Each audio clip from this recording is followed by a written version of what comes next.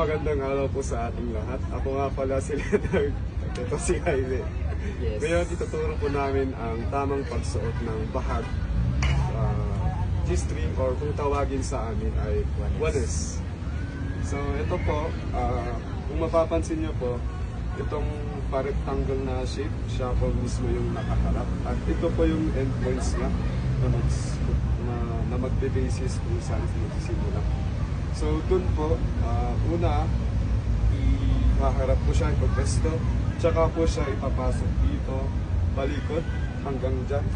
So, nagawa na po namin.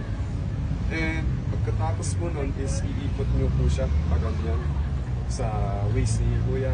And, kung mapapansin nyo po, mahaba pa po yung natitira. So, isa pang ikot para sa kanya. Pagkatapos, iayos po para mahigpit. And susunod na po yung pagtali. So, una, kukunin itong unang pela. Tataas. Ganyan po siya. Tapos, sunod na rin po dito sa pangalawa. Yan po. Hihilahin po siya para higpitan. Ganyan. Sinyalis na. Tapos, hihilahin. Tapos, maglalak po. Ito po yung isang paraan.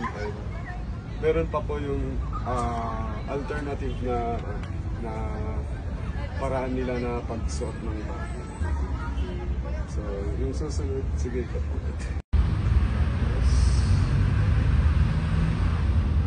Fold lang po siya, papasok dito sa waist ko.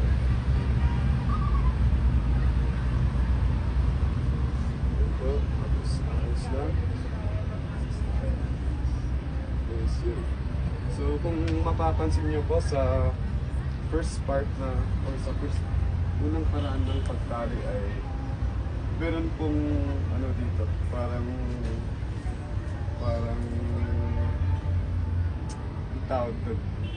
Basta parang may excess po siya na parang ganito, kinikita. So, yung second option po is parang straight lang siya na ganyan. So, rectangular shape lang po siya. So, kung papansinin din po siya, ay kailangan po pantay din yung length nila dito sa harap at sa likod. So, yun lang.